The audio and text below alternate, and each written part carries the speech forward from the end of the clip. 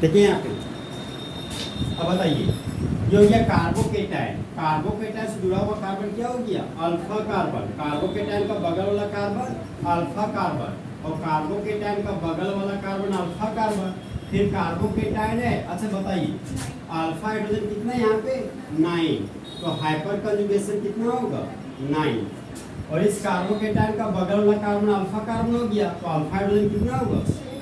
6। और hyper conjugation, यहाँ पर अल्फा कार्बन 1 है, तो अल्फा हाइड्रोजन कितना होगा? 3। और हाइपर कंजुगेशन 3 होगा। यहाँ पर बताइए अल्फा हाइड्रोजन कितना होगा?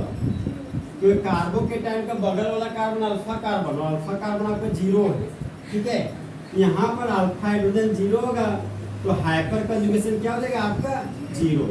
फिर चारों ऑप्शन में से सबसे ज्यादा अल्फा हाइड्रोजन किसका है?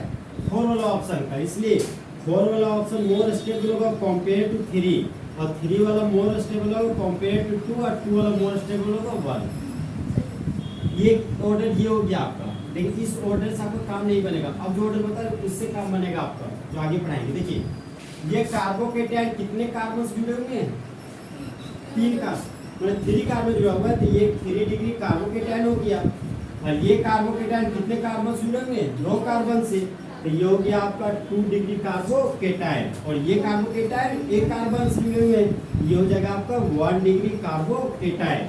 और ये कार्बोकेटाइन से, ये देखिए ना, ये किसी भी कार्बन से नहीं जुड़ा हुआ, इसको 0 डिग्री कार्बोकेटाइन नहीं बोलते, इसको सिर्फ और सिर्फ क्या बोलते हैं? कार्बोकेटाइन। तो आप बताइए, carbocation 1 degree carbocation, 2 degree carbocation, 3 degree carbocation, more stable कौन है?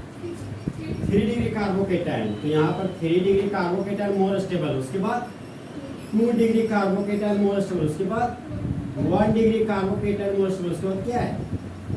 कार्बोकेटाइन।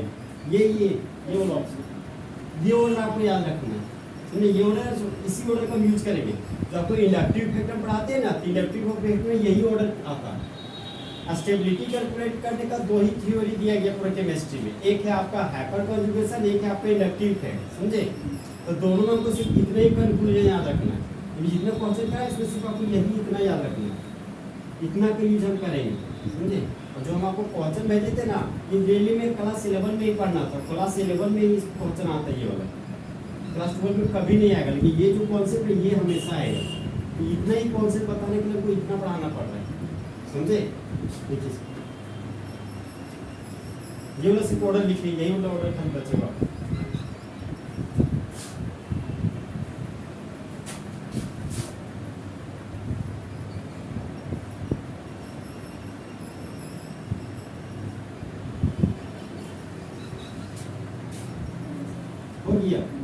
देखिए यहाँ पे क्वेश्चन में पैटर्न चेंज हो गया है। इसका नाम क्या हो जाएगा? Methyl free radical. इसका नाम क्या होगा? Ethyl free radical. इसका नाम आइसोप्रोपाइल फ्री रेडिकल। इसका नाम क्या होगा? Tertiary butyl free radical. यहाँ पर भी अल्फा हाइड्रोजन 9 होगा, हाइपर कंजुगेशन 9 हो जाएगा।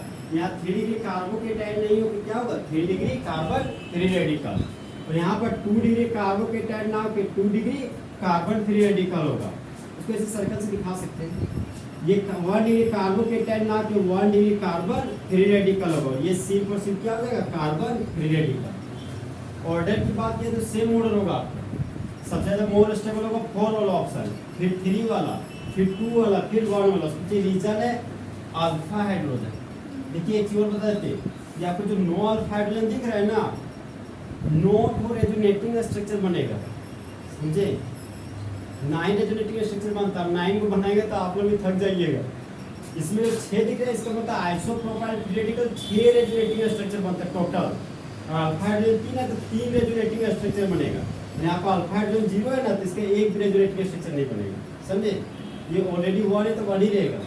इसे रेजोनेटिंग स्ट्रक्चर कब बोलते थे हम? जब एक मॉलिक्यूल का एक से ज्यादा स्ट्रक्चर बनता था तब उसको रेजोनेटिंग स्ट्रक्चर बोलते हैं। ये अकेला है, कोई दूसरा स्ट्रक्चर बना नहीं रहा है, इसलिए रेजोनेटिंग स्ट्रक्चर क्या होगा? 0। यहाँ पे मोर स्टेबल हो जाएगा आपका 3 डिग्री कार्बन फ्री रेडिकल, फिर 2 degree carbon free radical more stable हो जाएगा, फिर 1 डिग्री कार्बन फ्री रेडिकल, फिर एक जाएगा आपका सिंप्रोसिल कार्बन फ्री रेडिकल, समझे? क्वेश्चन के एक और पैटर्न वही है, 4 ऑप्शन देगा, बोलकर which of the following is the most stable. जो हमको क्वेश्चन भेजे यही क्वेश्चन जो भी हम बोले, which of the following is the most stable, निम्नलिखित में से कौन सा सर्वाधिक स्टेबल है? तो आपको 3 डिग्री कार्बन फ्री रेडिकल जाएगा। अभी जो हम रिएक्शन पढ़ाएंगे ना, उस रिएक्शन में भी इसी पे यूज करेंगे। कार्बन फ्री रेडिकल है, कार्बन फ्री रेडिकल, ये कार्बन फ्री रेडिकल।